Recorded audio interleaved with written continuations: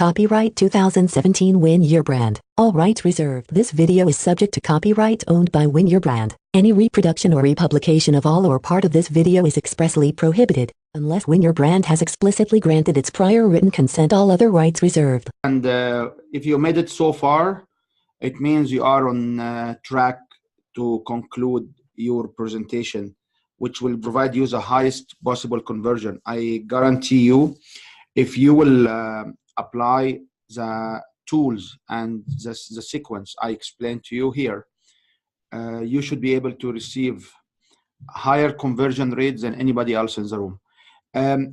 Today is supposed to be the session 6 out of 6, which is the last session. However, out of courtesy to you guys, and because we had these issues with logistics last 2 weeks ago, I will have another session on same time next week as a bonus session for you guys. If you would like to, if you have any questions, if you'd like me to repeat some concepts. I know some of you reach out to me and they have some specific question about specific demographic, specific settings, specific content. And I will be more than happy to share my expertise in this area and tell you what we know about this market and how it works out. If you have any difficulties hearing me, just please write down in the chat room. If everything is okay, we can proceed. So congratulations again. If you made it through the 5 sessions and you did all your homework, you should now have a sequence which the format of it will look like the exact sequence you have on the screen. So why we have this sequence and how we can use it. This sequence have been driven since 2002 when I first introduced to it on this format.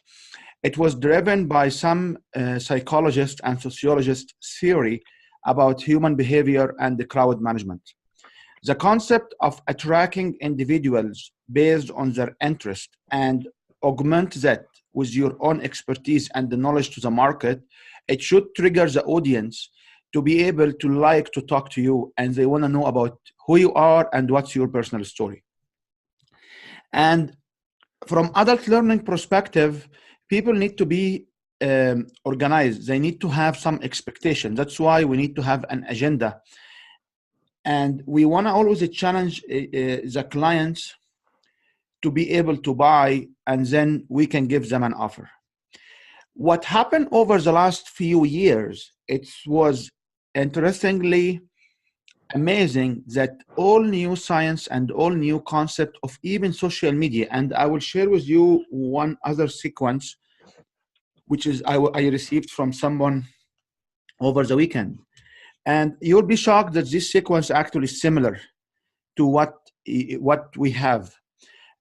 There's also a challenger sales models and the new sales models which came to the picture. And all what these sales models around is, they said, remove from the market the Sandler sales methodologies and use the challenger sales model where you challenge your client. If you understand the challenger sales model, and if you need more information about the challenger sales model, you are more than happy to reach out to Win Your Sale or Sales and the Closing Deal courses on our academy or our video course list, and you will get more information about them. And if you need any material or any handout or any forms we talk about it, reach out to me and I'll make sure in a way or another this material available to you. The challenger sales model has been proven to convert more than 25% because it goes head to head with the relationship selling, and the relationship selling, according to several credible studies, will convert about 25% all the time.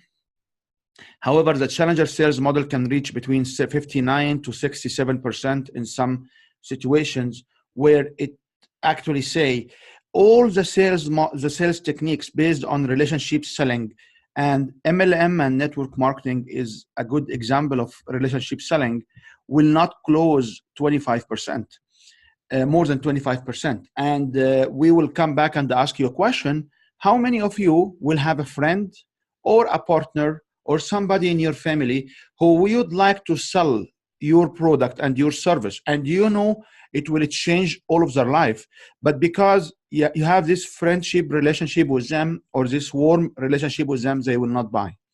So if your answer is yes, don't fool yourself by following what they share with you in the network marketing or the relationship selling. We've seen so many networking events, we've seen so many people who get to know you, however, they don't convert. The audience need to direct their attention that they have to buy from you. As I said, if you made it that far and you work out in your sequence, you should be by now having a full sequence, which I will share with you where you can use this sequence. So we call this sequence sometimes signature presentation or the sales presentation.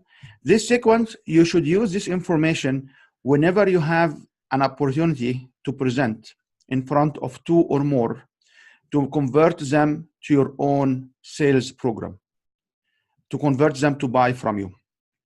And remember, we also used some pillars before in workshop 1 or 2 or in session 1 and 2, where it shows some checklist that you have to do. So whenever you come and talk about these sequences, remember that you need to have the audience to like it. What is the way to assume or to confirm in front of the audience that they like your information? Whenever you have a story, you should say, can you relate? You should say, do you agree? Do you like it? One of the common things we always hear is some of the speaker will say, who is here understand, or do you understand? Do you understand? The word understanding itself, it's a very challenging. There is no professional speakers in the sales arena will say, do you understand? Because if we understand people behavior as heart-centric people, when you tell them, do you understand this? It will bring all the memories about they cannot understand, they cannot comprehend, about you basically challenge them at their personality that they don't have an advancement of the brain to make a decision. So there are some keywords or some specific words that you cannot use. However, if anybody is actually a brain dominant and he has like a higher IQ than average and he can comprehend lots of information quickly, he is deep into this thinking approach, which quite often now you will meet them, because with the artificial intelligence coming into our arena of marketing, when you have all of these automated bots and chat bots and whatever techniques, we start to see in this market so many sophisticated programmers and computer geeks, as I mean it, computer geeks they don't have any relationship values. And these people are actually start to dominate the digital marketing area. So when one of those will be speaking from the stage, he will forget that he will only speak to his own characteristics and tribe. So he will use the word, who's here and do you understand? Who here can understand that? Who here cannot understand? So when you relate or you try to get likeness or appreciation of the audience to your own concepts or your own stories or your own testimonials, you need to use a neutral language. And there are few copywriters like Rick and other people in this course can actually guide you if you like. We are also in a position now to put some kind of publications where we talk about specific words and how you can set up this particular vocabulary, because it takes one word to start a fight, and it will take one word to stop your sales process and get people quit, or we call it leak, from your funnel. So remember likeness, remember the authority. So you need to put testimonials, and the testimonials will demonstrate authority, will demonstrate social proof However, if you say, who's here agree on this story, or who is here have the same pain, and everybody in the room will raise their hands, or majority of people in the room will raise their hands, you will find out that this will create a social proof to your story live in the room. Some of the other questions I always get to be asked is, can you do a testimonial from the floor? And my answer to you is no. You shouldn't direct the attention of the audience anywhere away from your heart. So I want you to visualize the relationship between you and the audience. As you are the speaker, you have a channel like Star Wars, like Star Wars, a channel. You have like a laser beam, a light beam, a blue light beam going across between your heart on the left-hand side of your body to the heart of the audience. And the minute you start to get individuals who will say, oh yeah, I want to have here somebody to give a testimonial. First of all, this individual has no relationship with the audience, because you are the one on the stage for 20 minutes, 30 minutes, whatever time, okay? Now you bring somebody who doesn't have a warm heart, a warm feelings with the audience yet. He did not establish rapport. In some contests, when they teach you this concept, they talk about you have to establish rapport. So somebody without a rapport, without a relationship with the audience, and you believe if he will stand, the audience will trust them. My point to you is, you shouldn't do it at the very beginning, okay? Once you are expert in this sequence and this family of sequences, you can morph it to whatever you want to practice, and then you will find out one thing is you will always go back. Another question about videos. Should I use videos? Testimonial. I can tell you, if you want to use a video testimonial, it's the same point, is how many of you guys establish a relationship between the speaker on the video and your audience? So if I talk about my relationship as a laser beam coming between my heart to your heart, nothing should interrupt this laser beam. Nothing. You shouldn't get people to focus on a video away from you. You are the scope and the only authority established in the room. Many of us will do something very interesting. We'll basically run a video, and I seen it 2-3 weeks ago in an event to evaluate speakers, and I just seen this. So the fellow will put a video, and they will start to speak to the video. So what you find is your eyes and whatever you will be struggling between the videos and what's going on between you and the videos. So what I want you to understand is, if you have this kind of rapport, you stop trying to interfere or change any relationship by bringing anything else outside, people actually focusing on your own heart. And please, if you have a question or you disagree with that, let me know in the chat room, because if we don't discuss these issues, we will not conclude to something working for you. So I will repeat again.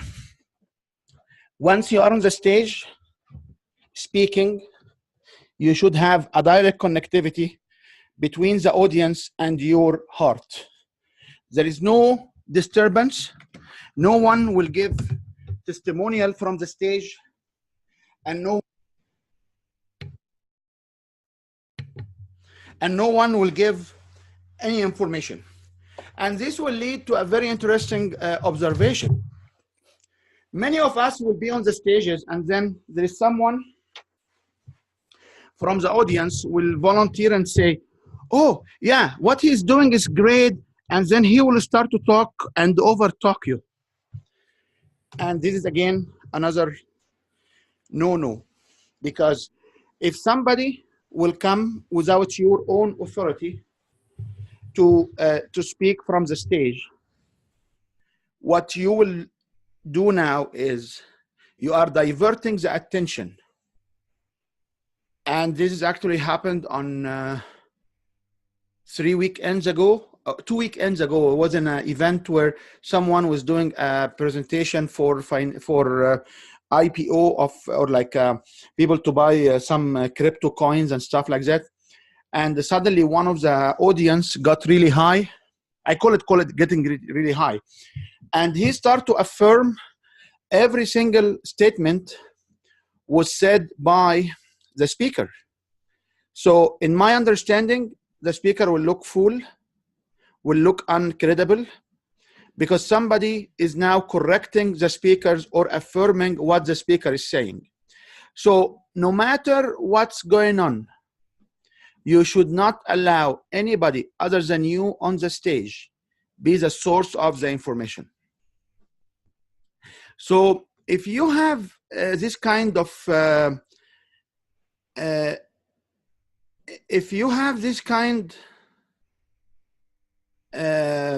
of situations, and someone will comes to me and say, okay, so what will happen if I need someone with authority to address like a legal question? So I need to have a lawyer in the room or somebody from my partner to speak about specifics.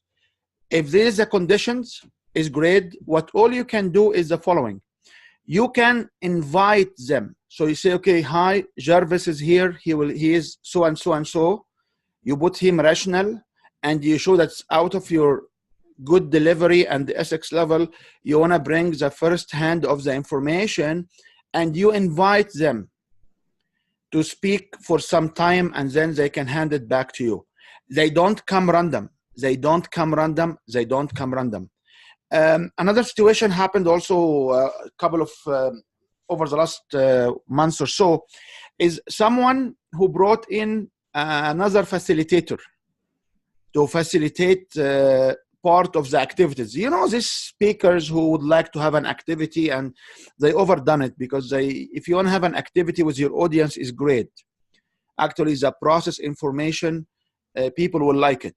So you can, in the challenges, you can come and say, I want you to practice one of the 7 steps of my program, or the 5 steps of my program, and let's practice step 2 or 3.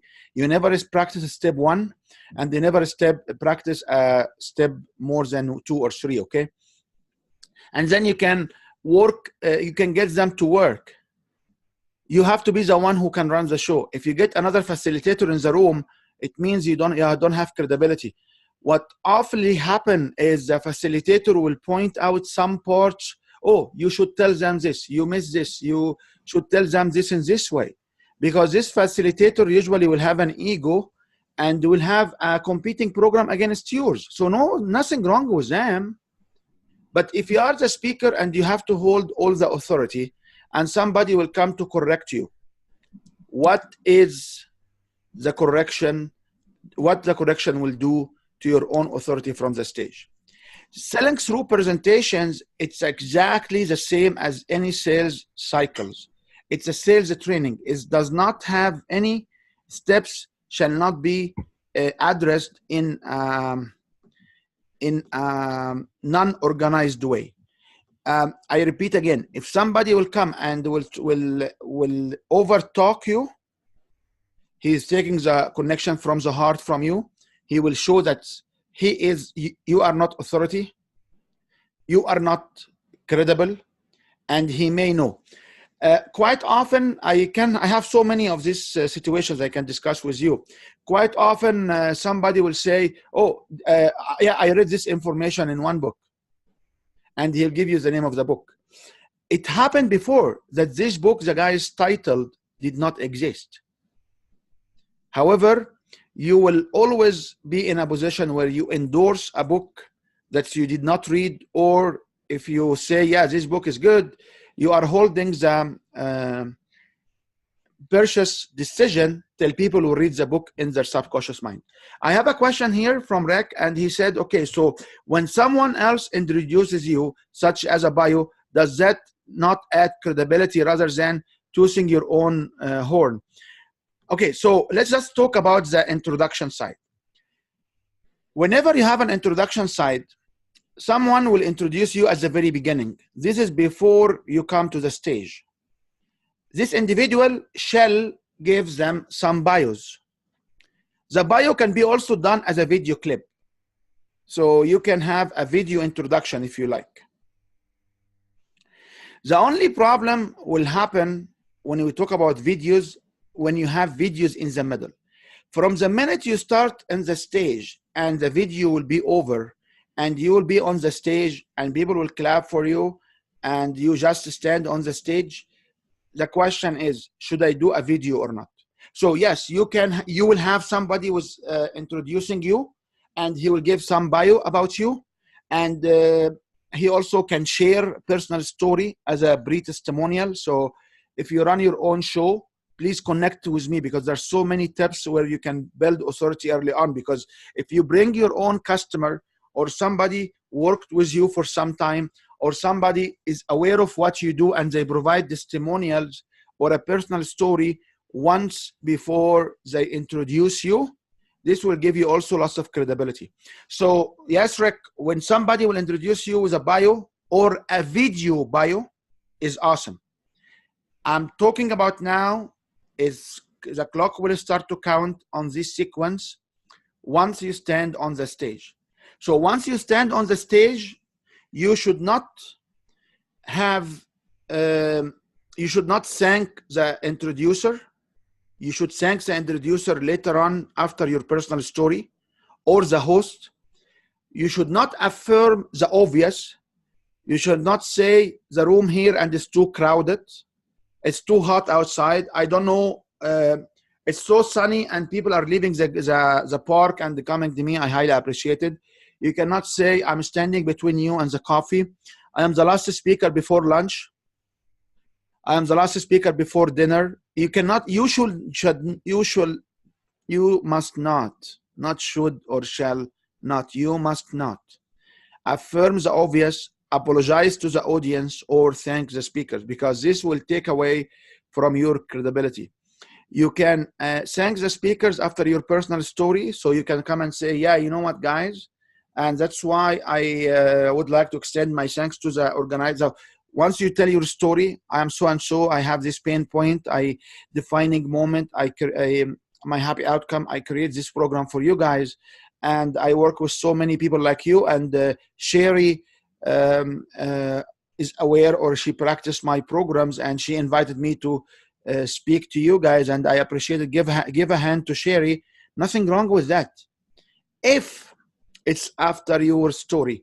If you say it after your story, it actually enhances your own credibility, and it will make Sherry happy anyway.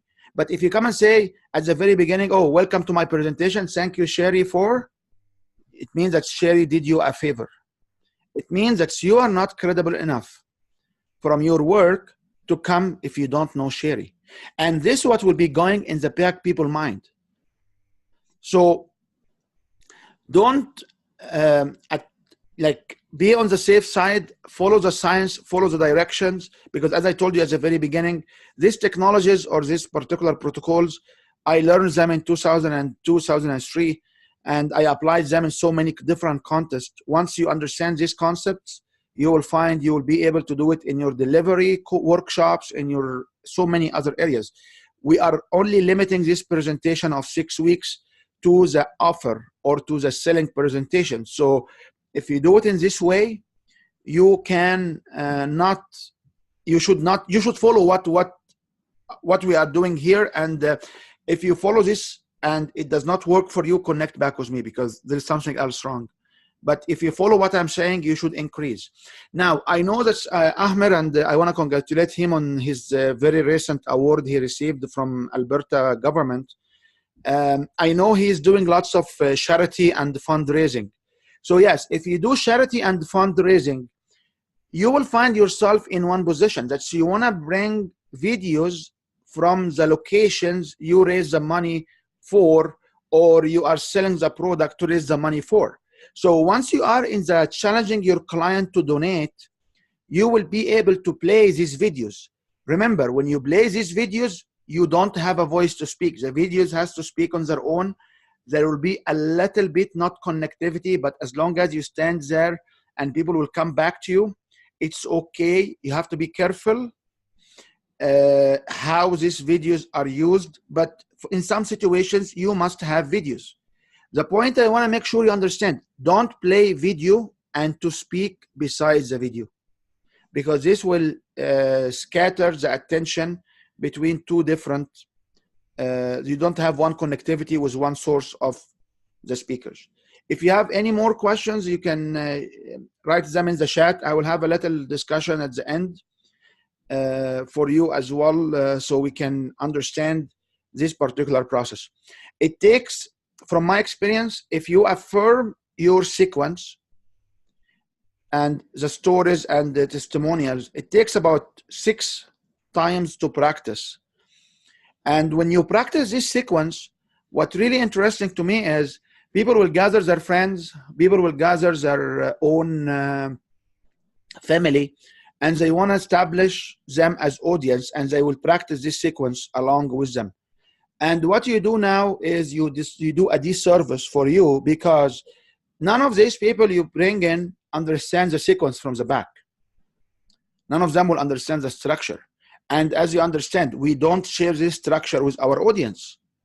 So I would recommend, if you want to practice these particular sequences, that you do them with anyone on this course, or you come to us and we can sit as your audience. We have lots of people actually going through this material, and they have been able to achieve interesting progress with their sales closing because of using this sequence, and they understand the actual sequence. I remember one of them, so I had a customer at the time, and he went to a presentation by another former customer of mine, and then he will text me from the meeting room. He said, "Oh, I am here in front of so-and-so, and he's using your sequence," which gave me an impression that if you are, you understand this sequence and you practice it long enough, you will be able to figure out who else is using this sequence or a version of it, because not everybody in the market is using this sequence, and all of these people who are not using the family of these sequences, they will be able to convert anybody. A famous, a fellow affiliate with a very famous speaker in town here came back from San Diego, and he said, "I did my presentation and it did not convert." And the reason for his presentation to not convert anybody from 70 people in the room, because he used the wrong sequence.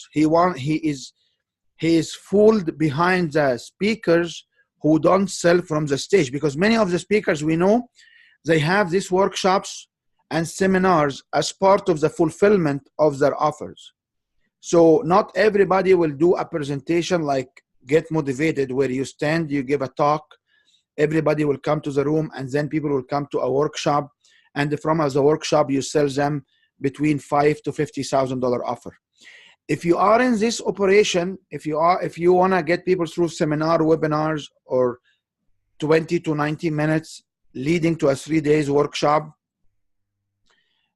I would recommend you talk to me, because we have lots of expertise in how to get conversions in these areas, which was practically applied by so many of my customers. So I believe I covered what I want to talk as extra tips here. And I want to get your understanding beyond the presentation. So I assume you have the presentation, you have the proactively addressing objections, you have the guarantees, you have all of this information. And all what you need now is you need to practice them so it comes from your heart. It does not feel like you read them from a paper, because we shouldn't read from papers. Professional speakers should not have notes. Even when they talk about Tony Robbins, and Tony Robbins doesn't have notes. Tony Robbins will have a structure of a talk like this one. And you should not have a talk, because if you can remember these 9 steps or 11 steps here, you will be able to show, you'll be able to maneuver through them based on your audience. And I will talk about a few other tips about how your organization will be as well. So first of all, you should not have notes and you should not have reminders. If you understand the business right, who is the only one who understands your presentation? Is you, nobody else. So if you said whatever you said from the heart, the assumption is people will come and buy from you. So it doesn't matter you have to say everything. If you remember the sequence and you practice enough and you be fluent in the sequence, you don't memorize what you say, you will look human naturally, not a robot machine talking. And it will be, interestingly enough, if people will memorize specific parts, that's when they start to talk, they will be going at a faster pace than if they are not memorizing it. And to be honest with you, we also have a memory travel exercise where you basically can go through your home, through your condo, through your house, through your love the street, through anything, and where you will be able to store each one of these steps in this location, and then you basically go and talk about them. What will I achieve if I don't have notes? If I don't have notes and I feel comfort speaking without notes whatsoever, I can now have testimonials managed and adapting to the audience. So if my audience are students, my testimonials will fit the students' professorship relationship. If my audience are entrepreneur, my presentation will be for entrepreneur, my testimonials will be for entrepreneur. If my audience are small business owners, my testimonial will fit small business owners. If my presentations is for solopreneur, my testimonial will be for solopreneur. If my presentation is for startup owner, for people involved with a startup company, my testimonials and my story will be for startup company. And then somebody will say, wait a minute. What's the difference between entrepreneur, small business owner, small medium enterprise, solopreneur, and a startup company? I can tell you, they all are acronym and notation of the same operation, more or less. So why do I bring 5 different stories? Because at the very beginning, if you ask your audience the following question, who is here an entrepreneur? You will find people who are not defining themselves as entrepreneur, they will not raise their hand. Who here in a business 3 years or less? You will find different people raising their hand. And if you ask them, who is here in a startup company? Not everybody raising his hand for 3 years or less as a startup company. So you have to use language, notation to relate to the audience with their own language. Who is here a single mom? Who is here a single dad? Who is here runs a family business? So if you run on your own, if you are in a business less than 3 years, if you are only getting support from your family and the business is under your family name because you run like your name Consultant Limited or whatever, you are actually an SME, small medium enterprise. If you hire less than 100 people, you are a small business. If you hire yourself, you are a solopreneur. If you hire yourself only and other people are consultant to you, you still solopreneur. And solopreneur are form of entrepreneur, and entrepreneur are a form of startup company because you are less than 3 years, and because you run the business from your home, majority of you will do, and because you only get your family and friends helping you out there, so it looks like a family business. So you are all of these. The question is, which one of those you define yourself?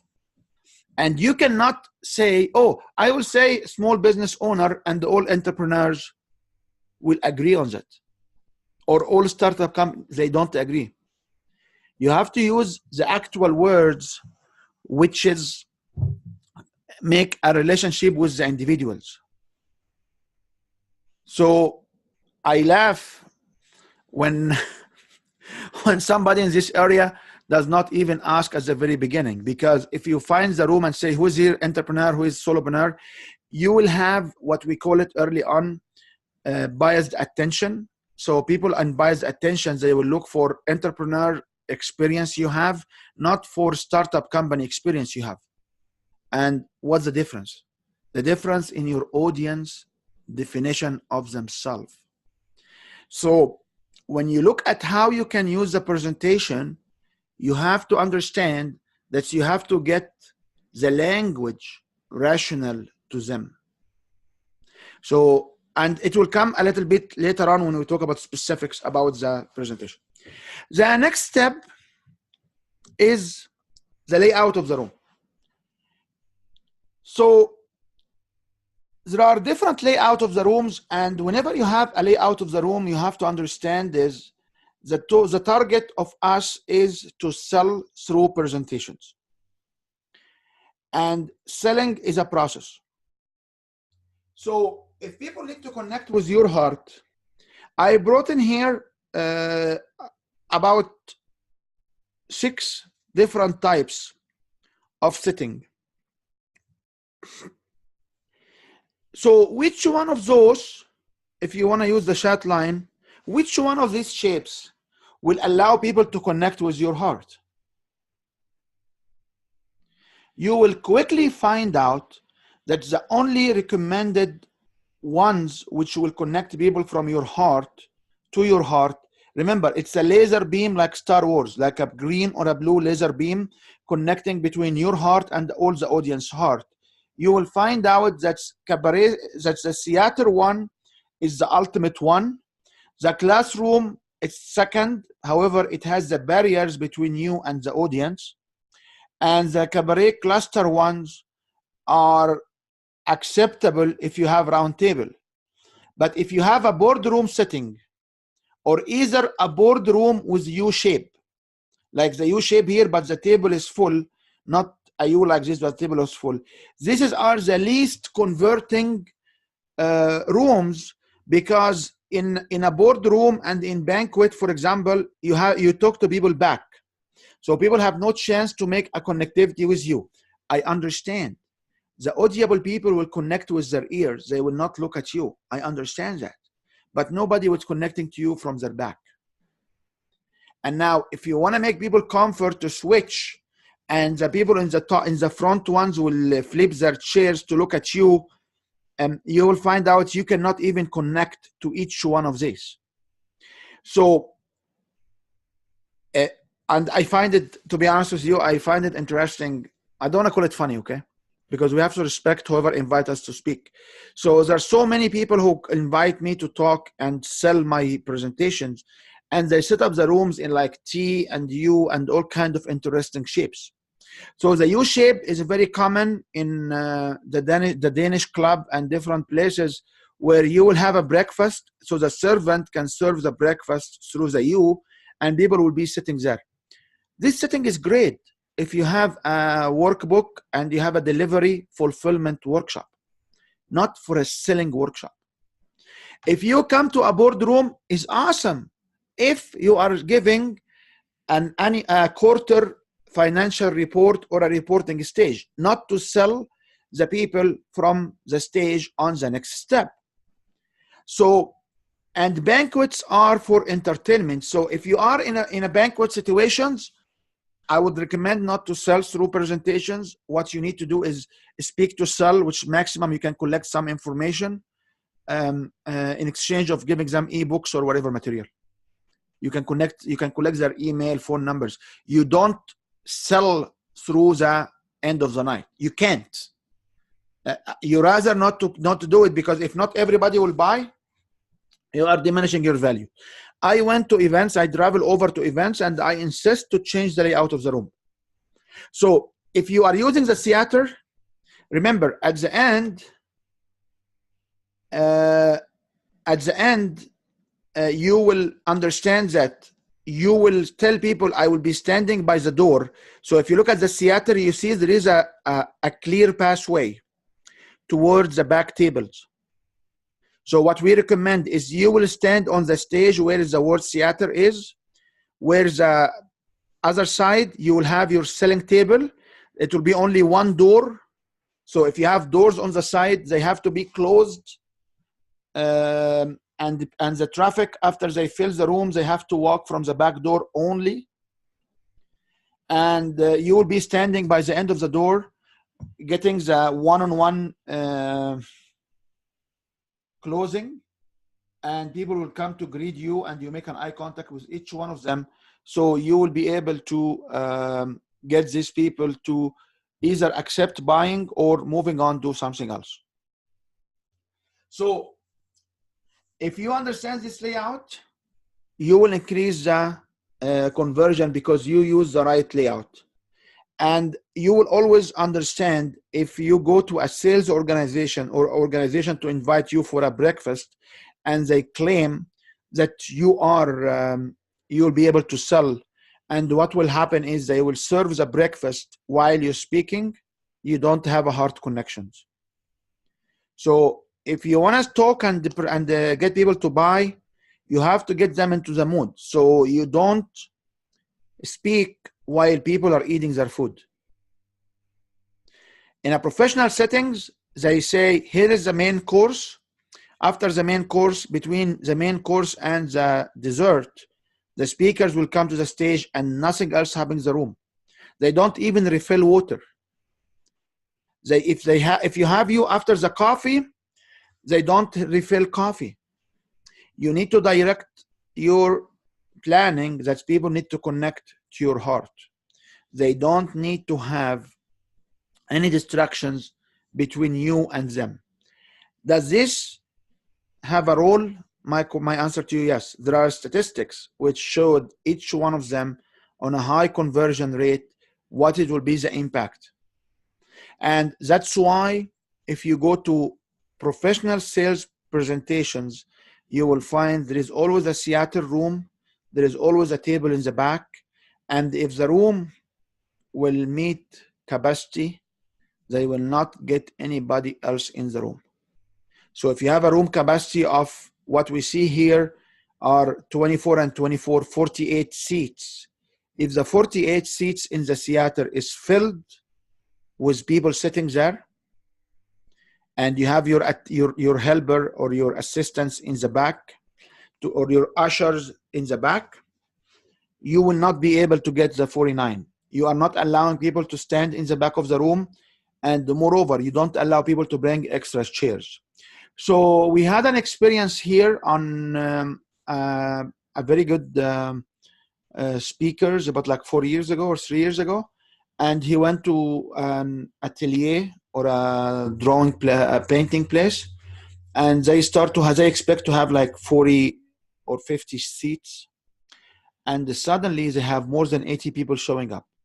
So what happened is his helpers, they are not professional enough. So what they did is they went all over the whole mall, and they grabbed benches and every single seat they have. And what they did is they blocked all the through passes to the back of the room. And what happens then is after people have been done, they could not walk back to the tables. They have to go from the side doors. And now if you are in the side door, will you turn back and go from the back door to the table, or you will turn back and go to get your car at the end? So this particular event, there was no sale whatsoever. So you have to ask yourself one question. Should I get overcrowded room with no sale, or should I get 10, 20, 30, 40 people in the room sitting comfortably, and they will just buy what at least maybe 25 to 50% will buy from me? You answer this for yourself. Don't answer it to me, okay? Because I have my own answer for myself. When we talk about the room temperature has to be below cold. So people have to have a cold room, because in a warm room, people will be either uncomfort, if the audience will start to sweat or feel uncomfort or feel sleepy because the room is too warm for them, or hot in a different language, the room will not allow you to convert, because in a warm room, people will feel uncomfort and they will be bored, not looking toward you. So when you do this kind of setting, it goes beyond what we call it, you come and sell. So your role that you talk to your organizers and you make sure they have the right setting. And remember, these settings are very important for this particular presentation style, which is your signature-based presentation, or people will buy through presentations. Now, what about notes? Should I give the audience notes? The immediate answer is no. Because if I get you to take notes, I'm shutting down the beam between my heart and your heart. Should I give the audience workbooks? No, because if you give the audience workbook, they will flip ahead of the workbook and you will not be able to sell and grab their attention. So if you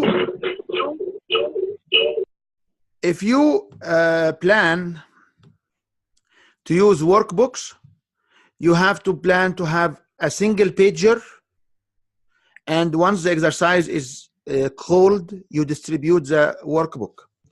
Should I have my signing sheets on the rooms up front, on the people's seats? No. If you have a signing sheet for people to sign up for your offer, it shall be distributed. Sorry, it must be. And I always do it in this way. I say, should, shall, no, you know what, it must. To create a hook in your brain. It must be delivered before you say sign up. Once you give the guarantee, you say, here is the forms, guys, coming to you. Please sign up. People should not know, and you shouldn't have too much choices. We do have an examples of the highest conversion forms as well. And you should have term and sheets on the back. People need to fill it in the easiest way with carbon copy, and they take a copy to themselves. If you have, and I spoke, I think, about this before. If you have an organizer or so, they will take a copy of the self-carbonized copy. So this kind of environment and practices are not for your creativity to do. These are techniques have been tested in the market long enough, and only speakers, only trainers who are in this business, how to maximize your conversion through one-to-many presentation, they have these techniques. Selling through speak to sell, or rock your stage, rock the stage, or rock the microphone, or public speaking events, don't do that. Because public speaking event will ask you to come and tell your own story. Here we do something different. We don't care about your story much if your story will not be able to sell a product. If you want to be a speaker who will go around and tell your stories, okay, good luck. I would love to get you out of these sequences, and just, I can also help you, but it's not the best way, because the minute you keep telling your story, after some time the story will be over. People will know the story, so what's next you do? So having workbooks, and just a side comment, if you run a 3 days workshop, please don't give a 3 days workbook, okay? Because people will not come on the second 2 days, and people will always be buzzed with the next. And if you switch the content for any reason, so we give out binders, and we distribute specific content for specific areas of the workbook, and people will put them in binders. People who invented the binder concept are inventing them for a reason. If you want to go and like do the binding and they make it fancy, and people don't, fancy will not get you to sell. Fancy will fulfill your ego, but people will not buy, because there are statistics. There are people who are only work in life is to analyze why different events don't convert. When you sell a $50, $60, $100,000 offer for a real estate, for example, everything has to be done on the clock. There is no mistakes. We fire people who could not agree to that. So to wrap it up, the layout of the room, we recommend the theater layout. And yes, if people will write on their laps, they will feel uncomfort. I agree with you. And that's why we are trying to not let them to write too much. And people who write to write, usually they will come with a portfolio or some kind of sheet holders where they can write, or sometimes they come with a block note, which is actually have a very rigid covers, so they can write on them on their laps. This is up to them, not to you. So any of this write up, it's very useful, and you don't have to manage them. One trick I usually do at the very beginning, I ask a question: who's here has a pen to take notes? And I share a story about one time I went over to the Middle East, and in this culture, they have to take pens to write. And I didn't have a pen. I have my own iPad, and I lost a deal over there because I didn't have a pen and paper. So everybody, I want to make sure that when I come to my offer, people will have pens in their hands so they can write on my note on my offer page. That's it. Okay. So we do this kind of, I don't call it tricks. I call it you are seeding where you are heading. Okay. Any questions on the layout? Let me know. Remember, the laser beam between your heart to the audience heart is the measure. And that's why, I think I will cover it later on. Okay, the next item, and please, if you have questions, you can, I know I see somebody on a phone, if they want to unmute themselves and ask questions, they can. We'll have question session at the end. You can always type your questions.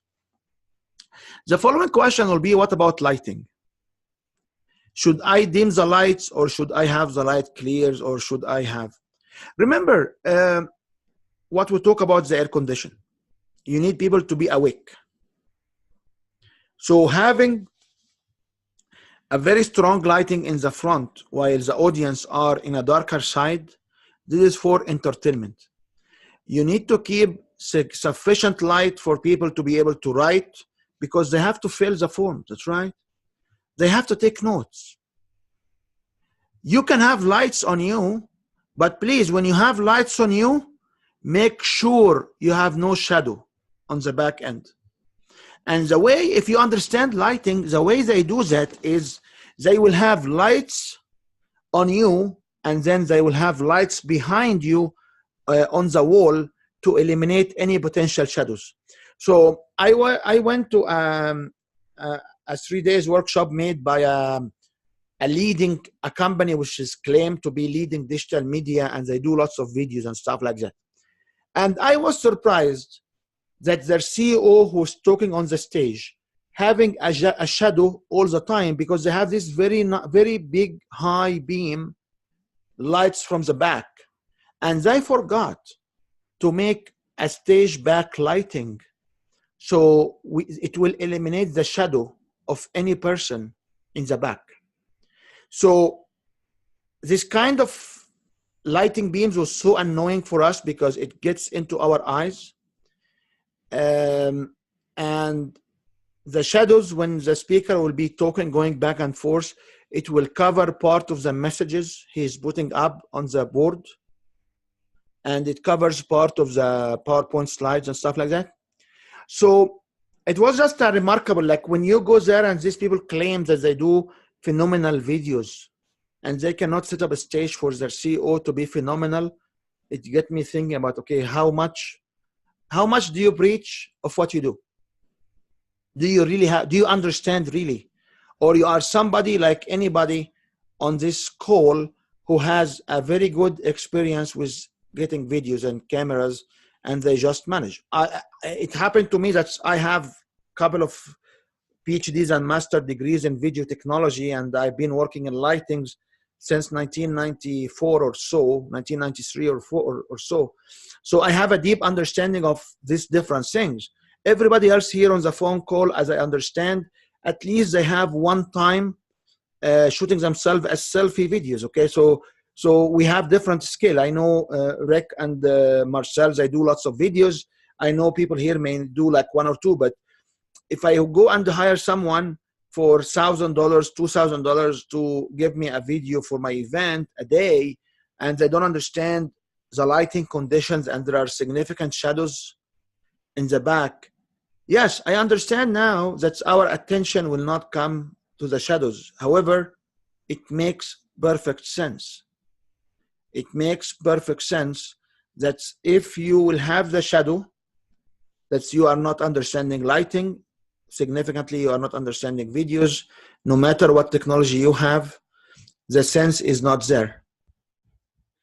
So when you talk about lighting, you have to remember what are the conditions is you need to have heart-to-heart connections. What about microphones? Microphones are important to deliver the messages. So if the microphones will not get you into like sound or noise or whatever, you should use them. If the microphones will get you as a distraction, you shouldn't use them. Remember, if the audience will hear you shouting, they will not connect with you. They will have a sympathy to you because you will be losing your voice. So if you have microphones and the microphones are good, they don't make extra noise, they really work, they don't make beams, they don't make beeps, please use them. Feel free to use them. They are recommended to use in a larger rooms. If you stand and shout all the time, it doesn't work out. And right now there is I believe it's a Pioneer. It's like there is a one single speaker with a microphone which you can use. So using microphone, you can evaluate how you can use it. Whenever you understand microphone, you should have a hand-free microphone because you need to connect with people's hands, with people's hearts. You cannot just hold your microphone and you walk back and forth. On microphone thing, speaking from microphone podiums is no, because the podiums or the tables will get into people's heart connectivity. As you understand, they are barriers. Just visualize them like that. So having a microphone, it's highly recommended for bigger room. And if you say, oh, I will not use the microphone for now, and you basically make everything not going right, okay? If you have microphone and all the speakers before you, they came with microphone, you should use microphones.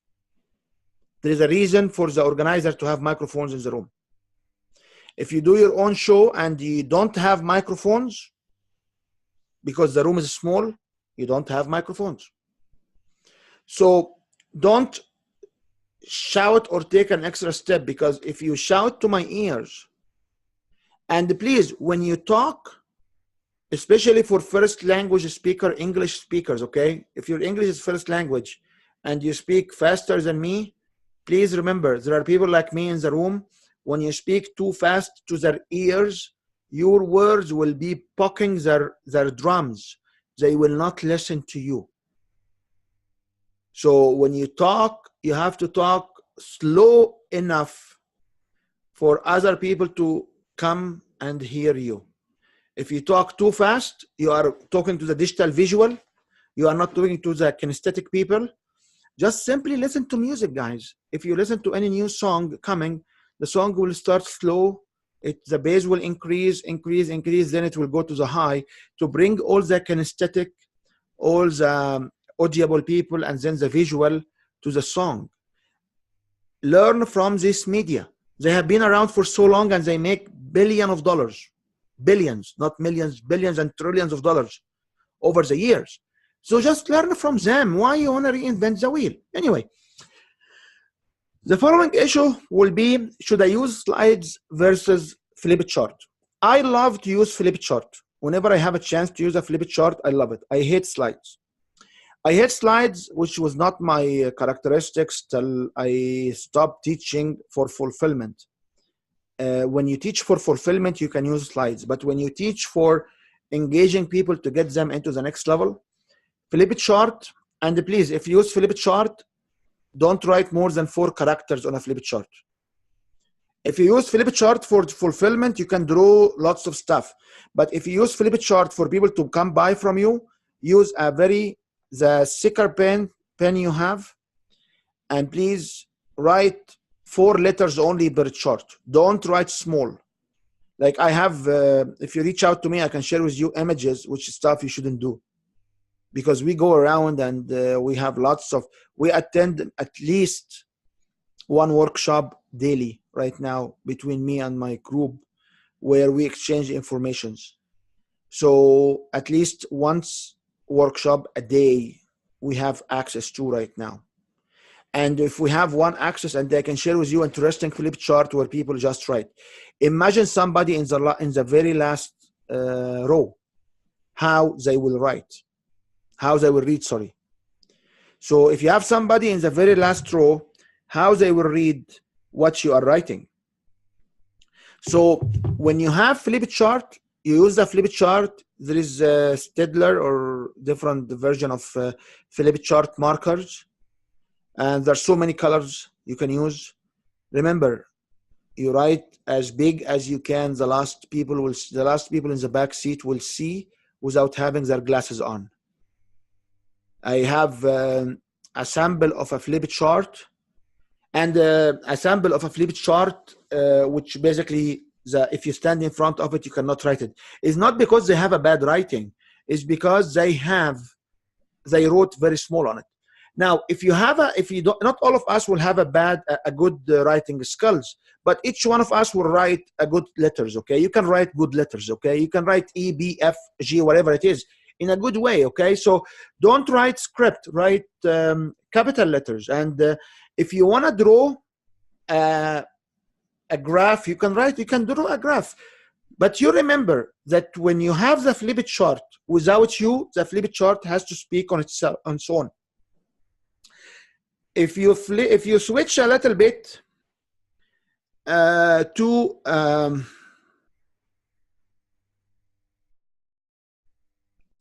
if you flip a little bit to the workshop format. In the workshop format, when we teach 3 days workshop structures, we will let you know that you have to repeat the information and you have to put chart around the wall so people can come in the next day and remember from your chart how and what and why they use it. So you have to have the chart as written, as clear. Somebody will see the chart later on next day, they will understand. So you don't scramble so many writing on the chart. If you draw graph, you don't write too much on the graph, because you need somebody next day. And the way to do this kind of practices is basically, you need to come next day. Or please, when you do the charts, first, take photos of it at the end of your talk. Remember, I talk about 6 times or 6 weeks to practice to perfect, or to get closer to perfect, to see conversion. Look at the charts, make copy of the charts on your phone over images, and sit and see, okay, what I was saying here. Give it to one of your audience and say, do you remember what it was said on the chart? So having the chart, which is fully crowded, and I can share with you a good sample of this chart. Unfortunately, I cannot make it public. But on private, I can share with you on my phone. I can show you. You cannot take image of it, but I can show you what a bad chart will be. Now, the questions we have is slides versus flip chart. If I have a slide, the slide shall not have too much talk. Because if the slides will have too much writing up front, I will be doing what? I will take my laser beam from your heart as a speaker, and I will start to read the slides. So people who are using the slides, they should use the slides with images. They shouldn't use the slides with lots of writing, because remember, in this contest, in this particular special, I always call this a very special presentation. You need one of this presentation, you practice it, you do it for 1 year, you will fill your program. And believe me, after 1 year, you will not do anything else. You will keep doing it, okay? The only thing that will happen is you will have a better testimonials, you will have a better stories, but the sequence will stay there, and you'll have a higher rate offer for sure, because you will become a very famous in whatever you are doing. So when I talk about slides, we talk about slides, which is if you want to bring it up, you'll come with a line and you'll be speak this line. The slides will not give you upfront information, or the slide will be a presentation of images. Now, I highly recommend slides for your offer, especially at the beginning. So if you look at the slides of the offer, you should use it. The offer must be on a slide at the very beginning, because you are not experienced to make it. You can challenge yourself with doing it, but the easiest way on the offer is to be on slides. It comes one at a time, one at a time, one at a time. Q&A are the same. It comes the question, you have the answer. Question, answers, the proactively addressing objections. Now, would it work when you write or you pre-write the flip chart? Okay, if you pre-write the flip chart and they show it to people, it acts as non-electronic slides.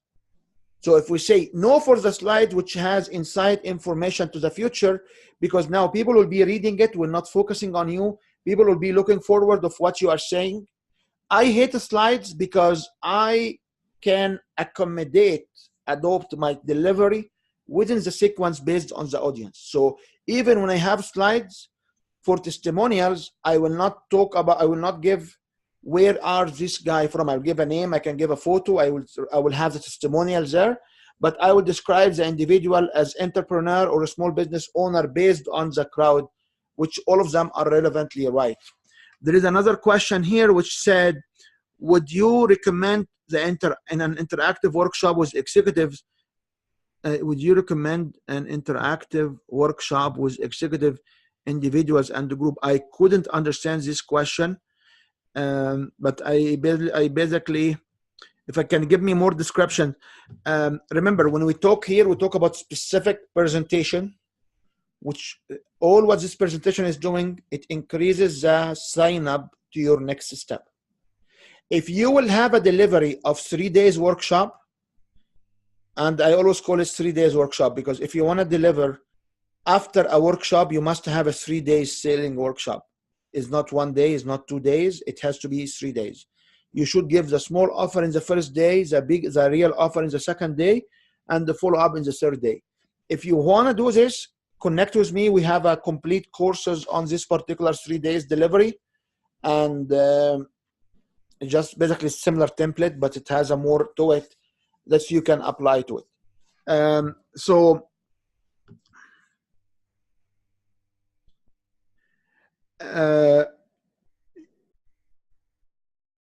I would recommend interactive activities, like practice one step in the presentation. Like if I have a 5 steps, okay, if I have a personal transformation technique to combat anxiety using breathing techniques, and there are 9 breathing techniques in this particular market, okay? I would recommend that you do 1 or 2 breathing techniques when you talk about the challenges. So you say people don't take actions on time, and they don't know that these techniques will work quickly and immediately. And let's just practice this. Can you guys look at me and can you breathe up and down? Can you hold 4 seconds, whatever technique is? If you are doing meditation, I would recommend to do 1 exercise of meditation. If you are doing sales presentation, you can do a sales. However, remember, if you start to let the public to talk or the crowd to talk among themselves, as like go and introduce yourself and collect business cards, people now will stand up, people will move around, and the minute people will stand up and moving around, remember the green, blue laser beam from Star Wars, which would be in your heart and your audience heart. Where this beam will exist, it will be gone. So you have no beam to connect with these people, because you have no people now start to move from their seats. As a matter of fact, you should not allow them to go to washrooms, because the beam will be interrupted. And if somebody will walk in front of anybody, the beam is interrupted. You have to get them sitting and you start rapport again. So if you do like 3 hours or 1 hour and have workshop, and you come in the middle and let people to talk and go back and forth and having this kind of interesting, I call it interesting exercises, because when I attend these different events, and many of you are I'm connecting to through different forms of organizations. So I don't want to talk about specific one, because I love all that. Any organization will help any individual to make more money, be a better person I'm falling in love with. However, the delivery is different, because if I stand and I will go talk and say, hi, Marcel, this is me, and here is my business cards, I give my back to the speakers, and now guess what? The speakers say, oh, the 90 seconds have been gone, go back to your seats. And I will not like the speaker because I need to know more about Marcel, for example. So now I'm offended. And interestingly enough, the speakers will actually pick up on the last guy to sit on his seat and will make fun of them. And everybody will laugh. So in my subconscious mind, I will hate it. And everybody else in the room with specific characteristics will feel sympathy. If the audience will feel sympathy to you, they will not buy from you. If the audience will feel sympathy for others, they will not buy from you.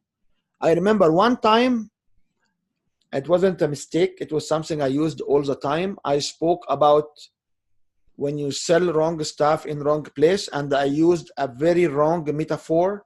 It offended one lady in the room, and this lady in the room had a deep problem in this area, which we didn't know yet till we realized that. And it was basically the end of my selling presentation, because everybody started to attack me as anti-woman, and very interesting stuff because I just used the wrong metaphor. However, I was using this metaphor for 2 years and nobody told me it's wrong. But for this particular audience, I learned not to use it. That's why when you come and say,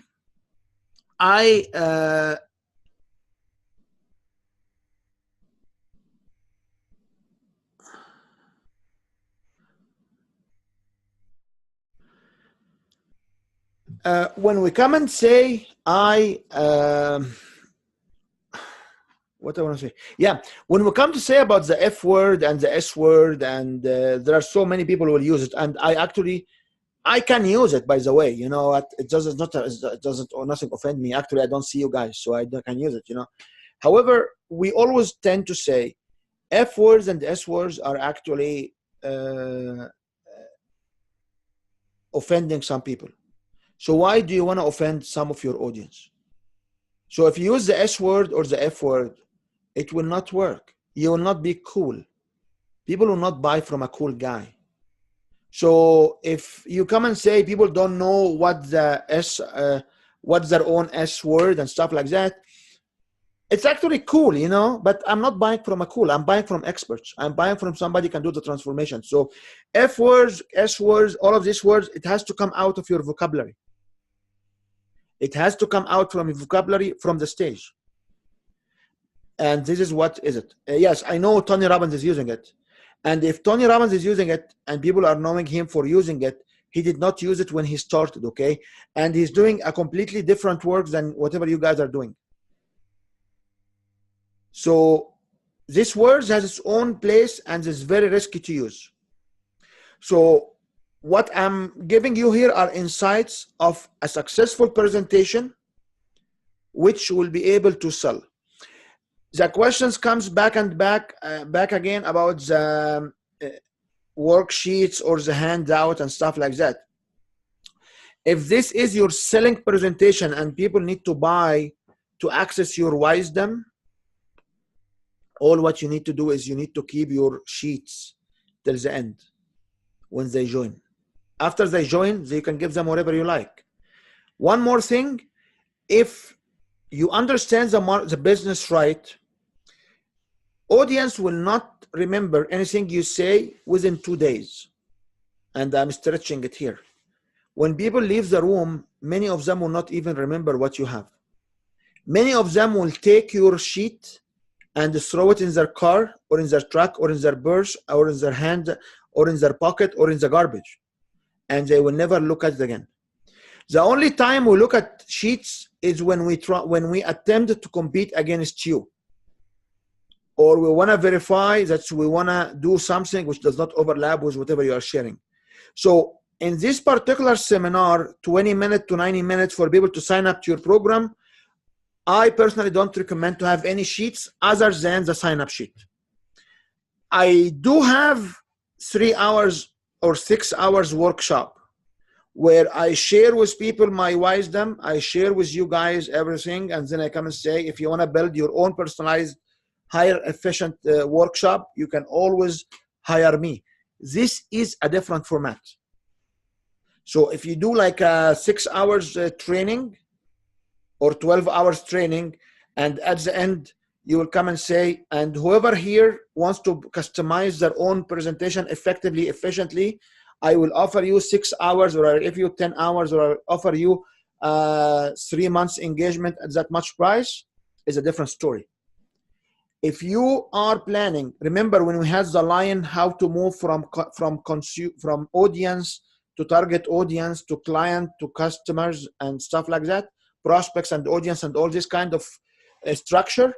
If you plan 20 minutes to half an hour or to 90 minutes to leverage your expertise to get people funneled into a 3 days workshop, keep the training for the 3 days workshop. 20 minutes to 90 minutes is a very short time. If you use the sequence, I would challenge you actually to have this sequence with 3 challenges to join your program, not 5, and make it in 20 minutes. I would challenge you. You need to have very effective words and statements to speak slowly and make this in 20 minutes. It's not doable.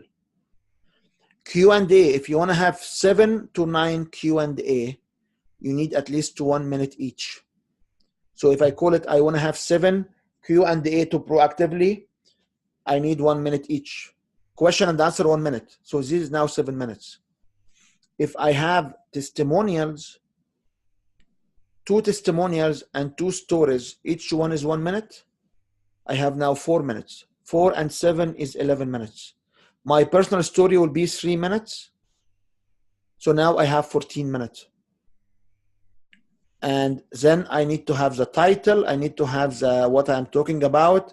So if you look at 20 to 90 minutes, 20 minutes, there is not much you can do because you also need to put the offer. So if we continue the math, I have now 14 minutes and I need to put my offer and I need another 5 minutes for my offer. Now I'm at 19 minutes.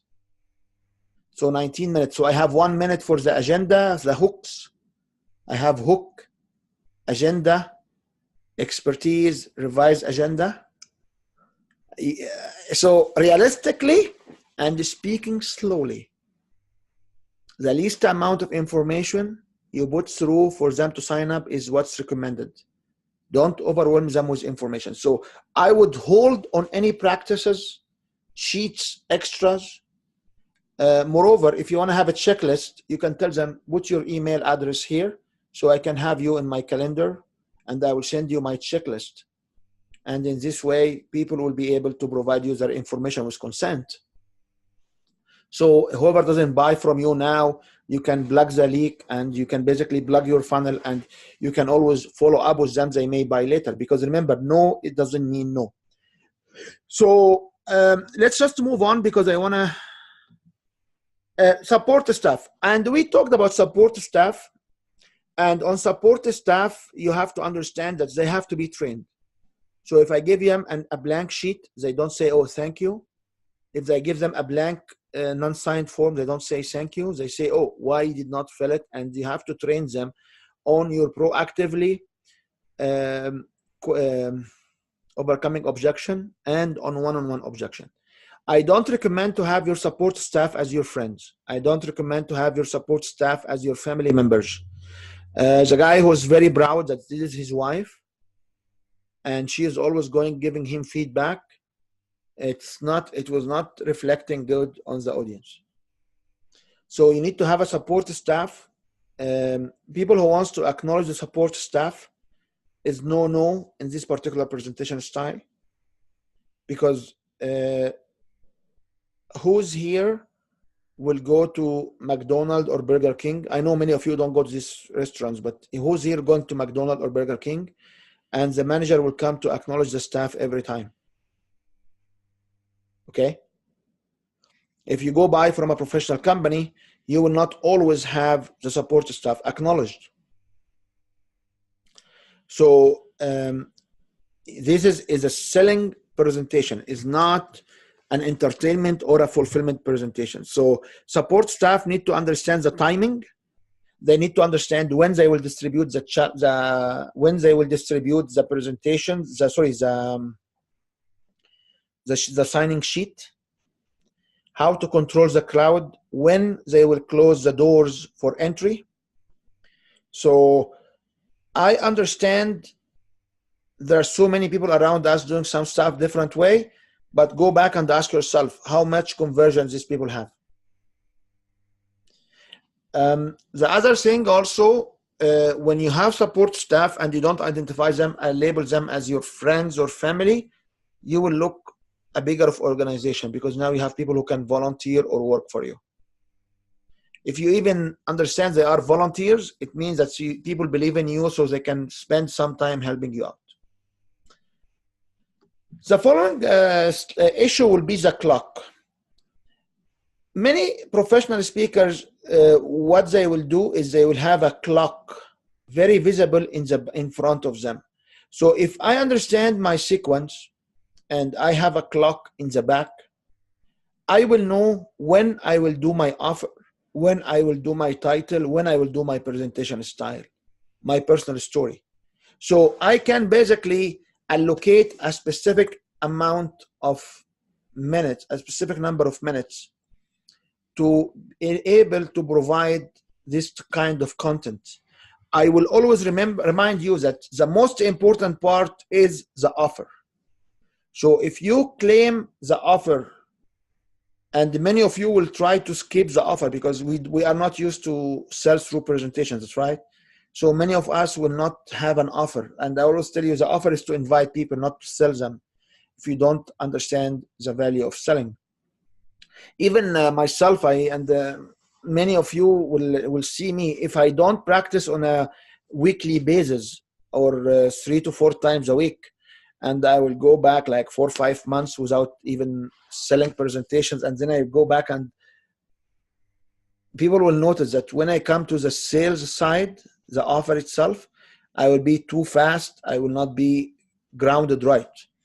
So that what I recommend to you is when you practice, you have to be the same level of presentation. You have to be grounded. You have to give yourself enough time. So we recommend to have a clock visible to you at the end of the room, so you can raise your eye and you basically can see the timer, and based on the timer, you can decide what will be next. That's why we don't recommend to have slides for the core presentation, because if you will be going over time or under time, you can manage, you cannot skip slides in front of people, that's right? So this is a story on the clock. And we can walk to rooms, and I say we because many of you also are in my program and they understand this concept. We walk to rooms, and when we don't see the clock in the back, we know these people are not professional, full stop. Because if he has the clock in front of him, I would rather look at the back of the room, so people will feel I'm doing connection. But if I look in front of me for my computer, I have no notes. So I shouldn't distract myself. I should have remember the laser beam of connectivity between your heart and their heart. What about dressing? How do you dress? You dress in a comfortable way. You need to dress a little bit professional. Don't overdress. You need to dress in a comfortable way. Many people will have a specific dresses like purple clothes, purple shirts and stuff like that. There are people who will do casual, business casual, like a shirt and cotton. There is a feng shui dressing codes, and there's so many interesting ways. The bottom line is just be appealing to everybody and anybody. So you be appealing for people who wants to have credibility. You have to be appealing for people who would like to see relationship and fashion. You have to be appealing for people to be effective and practical. So pick up a dress code. And one of the techniques we use is when we have a dress code, we keep it for a year. So when I picked up a business casual of a black shirt and a blue jacket and jeans, yes, I go on jeans. I had this all the time. With a funky shoes for the stage with a red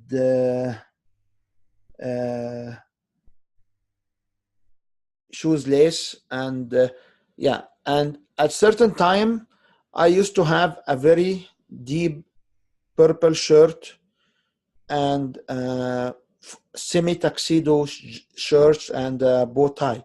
I know a friend of mine, and he's my mentor and my client as well, so many of them, you know. And because once you are in a close community and people will be basically hiring you, and you hire them, and they are your mentor and they are your advisor, and you advise them, it comes to be a spaghetti relationship, which is what I love about having people around me. He will always have a bow tie, full stop. He will never go through an airport without a bow tie. He believes once he has a once he puts a bow tie in, things will work out nicely. So all of his photos for 37 years speaking from the stage will have a bow tie there. And sometimes are funky bow ties. So you need to dress a little bit above your audience because you are the end game for them. You need to be comfortable. So for for ladies who can walk in a very high heel, very tippy high heel, please avoid doing that on the stage, okay? Because we've seen lots of interesting incidents. Be comfortable, dress for the location. You can always have a signature dresses, a signature shoes, a signature clothes, it doesn't matter. And you must have a dress which can conquer with people.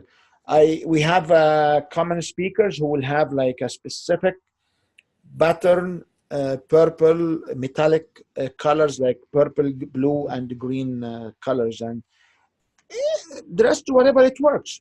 Yeah, you see here we talk about so many, like we have been now for 1 hour and a half. I did not talk about presentation. We talk about the environment, and we still have 2-3 slides to go. And each one of the topic, which I wrapped in 5 minutes, we can spend on it more than 2 hours. This is what we call it selling through presentation cycle, where we talk about everything. If you know everything, nothing will go wrong. What about forms? And forms will go back to the same discussions we have around should you use handout and things like that. First of all, my recommendation, you never use handout. My recommendations, anybody wants you or you want to give information to people, they have to provide you with their information, like email or so. So once you have this information via an email, they will sign up and you pass all the CASEL, GDRB and everything you may want to consider. And from that, they can download from your website. There is actually a clever way of doing it now.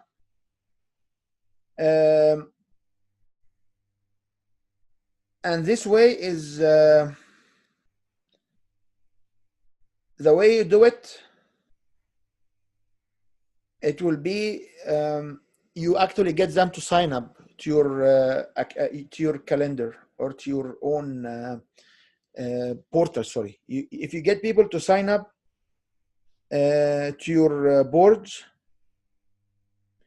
this is what will make it interesting, because now you can have audience in your academy, on your portal, on your website. You can provide them with information. So if you have forms, the forms must be self-carbonized. And I told you before, if you have an event, reach out to me. We have a production for that. We can produce it. If you go self-carbonized, legal size or letter size, it may cost you a couple of dollars a form in a local print, and you need to print at least 1,000. We can do 50, we can do 20, we can do one for you if you want to. The back of the form must have the term sheets, must have terms and conditions. It's an actual contract by people putting their credit card, and they charge their credit card. They abide to this contract. So if you have forms, they must be self-carbonized with term sheet on the back, and they must be one sheet. And the terms and conditions will be 8 size font, 6 size font, 5, 1 point size font. Okay, you understand what I'm talking about. If you have forms which are black and white, it's okay as long as it's not look like copied. I do have forms which is fully color, like full colors, 4 color forms, 2 layers or 3 layer forms. We also talk about if you have an organizer, event organizer, you must have a 3 layer forms, and this 3 layer forms, you leave the one form layer, you take the white, you give the audience the red, and you get the yellow to your organizer, okay? And the forms must have terms and sheet on the back, front and back, or on the back, doesn't matter, okay? And the forms shall not have the price. People need to write down the price, and you must have your 3-tier program. So there are so many things, and when you have the form, you need the PowerPoint slides because you can direct people how to fill the forms over the PowerPoint slides, okay? And as I said, if you need samples, connect with me. If you need to produce your own form, let me know. I will be able to help you for a minimal charge. We can always help you printing it. If you can produce it yourself, it doesn't matter. We are here to help, by the way. Like I hope you appreciate the content of this particular workshop. But if you will get this 6 weeks of content, you apply them, it will dramatically increase your customers sign up. Give me the benefit of doubt, believe in me, and just apply it. Here is others. What other aspect of your slides that you will you need to consider? So under others, I want to bring a couple of things. Should I use a PowerPoint slide with my logos on it? The answer is yes and no. So when you have a PowerPoint slides, like you see these PowerPoint slides on a webinar. Oh, by the way, if you are doing webinar, it's recommended to have a PowerPoint slides, okay? And you can actually have a writing sheet because we remember this is a conversion webinar seminar. You may notice here that my slides are completely white. There are a couple of other people who will say you should have the slides black and the writing is in white. It doesn't matter. But none of my slides will have my own logos. So there is a conversion study which show if you will talk about pain point, you should not have your logo on a slide which talk about the pain point. When you talk about achievement or some kind of your own program. So if you go back, and I believe you can see the whole thing here, you'll see that our logo will come only when we talk about our own created sequences, our own innovation. This is what's mapped to win your brand. When I talk about issues or problems, which can go anywhere, I avoid having my logo. So when you talk about the placement of a logo, there are studies to show the emotional connotation between negative and positive once I see your logo with a pain point. I don't want to connect your logo with a pain point. So for someone to come and say, here is my template, I will have my logo everywhere, he has an ego that he wants to show his logo everywhere. He's not professional enough. I'm not buying from them. There is also another interesting statement was said. I went to a business group in Okotoks, and it was a breakfast. And the guy said, I don't want to smell like them. I don't want to be like them. I'm sorry, my friend. If you don't want to be like them, you don't want to smell like them, it's great. But you are not selling like them. And if you cannot sell like them, you cannot sell like anybody else. Because this is the expert. This is what the expert said. If you have a slide, in a slideshow, you should not have your own presentation, have your own logo, your own name, when people will have in their subconscious mind a pain point. People must have a clear love to your own logo. So you can have testimonial slides having your logos there. But when I talk about the challenges, when I talk about the pain, when I talk about anything other than me, the solution, I should not have my own logo. The slides shall be not complicated. You shouldn't have lots of backgrounds and lots of drawings, because any drawing background will take distraction from you. People need to connect with you. If you do a webinar, you need to consider showing up on the webinar in person and then tell people, I will not distract you, and then I will go to the slides. Because people on the webinars, they need to see you to create the connection. If you have a seminar, you should start with housekeeping. You tell them because you care about them, so you give them the housekeeping. If you start with a webinar, the housekeeping will be different. Housekeeping for a webinar, make sure you have your presentation, close down your own Facebook. Don't get distracted. Make sure you can read the slide. You can hear me, stuff like that. So in this practice, or in our understanding, webinar and seminar are exactly the same. The only difference, one of the many differences, are four. One of them is housekeeping schemes, which we have templated for. The second one will be the slide mandatory for the webinar and a little bit of presence. Seminar, we recommend to use Flip Chart. In seminar, you have forms for sign up. In webinar, people need to have links below to sign up. In seminars, you raise hand. In webinar, you use the chat line. And if you go to evergreen webinars and software, which will give you automated webinars, they will always fill up seats in front of you and stuff like that, which is usually not only the guy. Like, I was signing up for a webinar, and there was always like 98 people in the room. And I keep signing up and signing off, signing up and signing off in different times, and the number is always the same, because these are not true. I was the only one. We have also webinars, which is people will just start to fake it too much, and they basically try to make the noise out and stuff like that to make sure people feeling like they are not on a recorded webinar. And it was very simple. Just start the webinar, stop it, and then go to the webinar, to the next webinar, and you will hear the same introduction, because these are evergreen pre-recorded webinar. You have to hold some level of ethics. You have to be ethical to your people. You have to tell them the truth.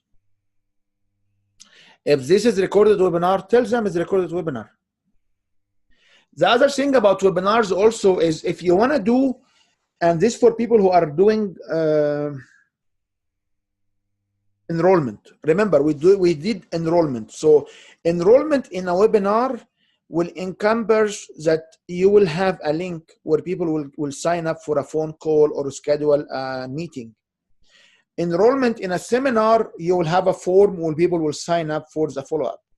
And Banana Marketing and some other techniques, they will say, okay, you can have a strategy session for like $7 or strategy session, and then you will sign up for it and you pay like some money, or you buy a book and you get a free strategy session. So you buy like a $20 book and you have a free strategy session, stuff like that. All of these strategies, we have a dictionary for it. We have a Bible for it. We have a collection of about 60 to 80% of the Western Canadian market. We know each one what they are doing, and we are following specifics. We have eyes in so many events, in so many backstages. So if you want to structure your own, reach out to me, and I will be more than happy to work out with you. And if you need to pay, you need to pay. If stuff I can do it, we offer it, as because we have so many free resources. I will point out to free resources, and if this will come into a level where you have to pay, you have to pay. It doesn't, like, each one of us need to have a living structure. So yeah, so I'm here, as I said, like, this is our now we are going to 1 hour and 40 minutes, and we are working on, I didn't touch any presentation. I just talk about so many things around the presentation, which is I hope you appreciate these thoughts. So my final thoughts are, and please, if you have other questions or final thoughts, write them down, and I'll be more than happy to discuss them. My final thoughts are selling through seminars, webinars, through presentations, through one-to-many, a presentation of two to more. It's a very skilled, very high level of skills you have to understand. Getting into this kind of desk, CVI, bank code, all of this information, you don't have this luxury. You don't have a communication. You will show up first, you will give your presentation, and then you will have people buying your service. So in my book, Beat Your Audience, I talk about lots of this kind of approaches because we are overwhelmed. The market is overwhelming. Like so many, oh yeah, we are doing sales. Okay, where did you sell last time? Oh, I sold at HP or Compaq, which is shut down. I was doing sales, leading engineering sales for 30 years. Did you sell information knowledge from the stage? No. And these salespeople will go out, will pollute the business, will tell people wrong information, and people will not be able to convert. And if you don't convert, you will not be able to sustain your business. So selling through presentation, it's a very high skills which you have to accommodate. You have to train yourself on doing it. It does not take one time. If you are the expert and you don't know how to communicate your message as expert, you will not be able to get people to buy from you or to move forward with you, whatever you want to do. This presentation is very similar to any presentation you do it for a board or for a business or for any situation where you want to sell one-to-many. However, we don't have in our life a space to train ourselves on this presentation. This is a sales methodology. If you go to Sandler Institute or to different institute to learn sales methodology, this is a sales methodology to sell in this way. Any expert or any individuals who is, I call them subject matter expert, they provide the service and they meet people in public and they will be able to present 20 minutes or so. They should train themselves how to deliver this killer presentation so they can maximize the sign up and the invitation and the response to the invitation for people to join. Is not, I know about this topic, I can stand there and I can do a presentation. Every single thing in this 20 minutes to 90 minutes is accounted for. There is no random actions. There is no random operation. Everything needs to be done in a very, not sophisticated, but very structured way for the crowd to agree, to sign up, and to move forward. At the end of your presentation, you must not run a survey. You must not run any other than the speaker is there, and I will like, so if you have the speaker is there and I want to get a survey about the speaker, or we attended a very interesting multi-speaker event in Bonus Center, Community Center. And then after the talk, and everybody will make a presentation to sell. This was 9 of them, okay? None of them sold anything because the host will come and say, okay, can you tell me what's the most recent 2 books you read and what did you learn from them? Give me a break. If I am there to sell and I did a good job and people now having the forms and they're coming to meet me, why do you stop the sequence of selling by asking these questions? This is not an amateur. This is professional business.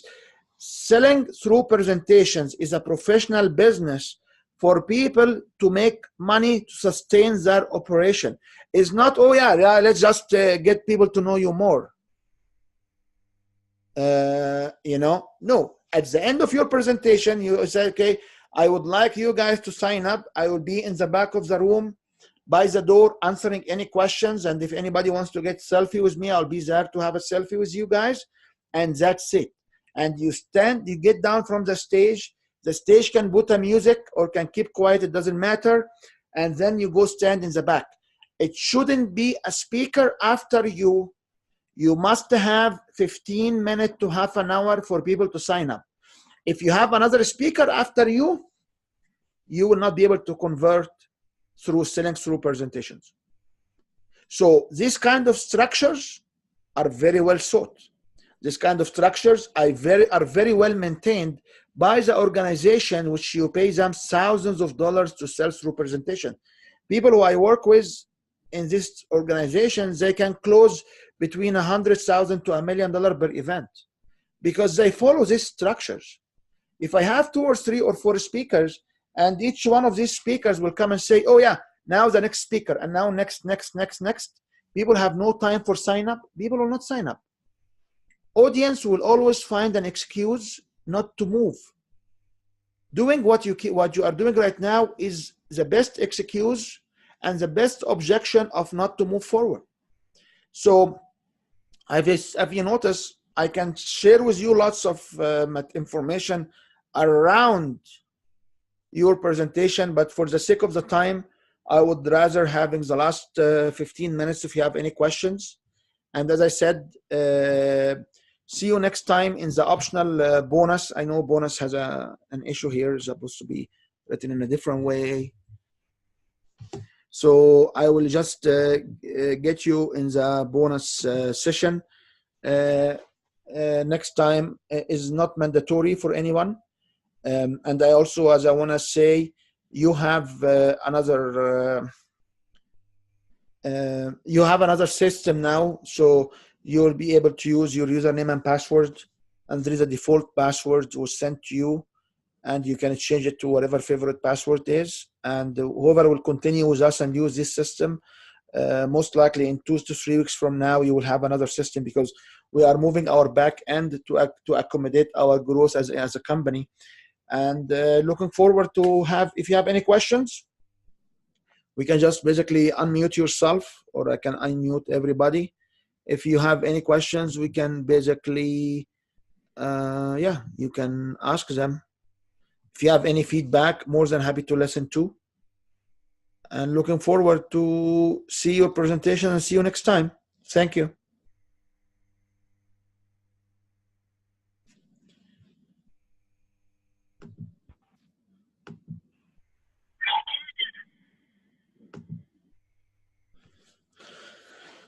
So if you have no questions, do you have any questions? I see a phone number, but I...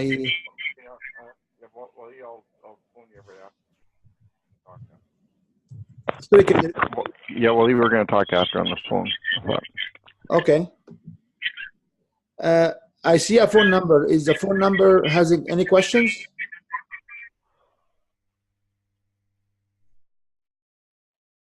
Okay, so if you guys don't have any questions, see you next time, and I will close the meeting. And as I always say, if you have any questions, just reach out to me by email. We have the Facebook group, and looking forward to see your presentations and help you out to make more money, close more audience, expand your message, and grow your business. Copyright 2017 Win Your Brand. All rights reserved. This video is subject to copyright owned by Win Your Brand. Any reproduction or republication of all or part of this video is expressly prohibited, unless Win Your Brand has explicitly granted its prior written consent. All other rights reserved.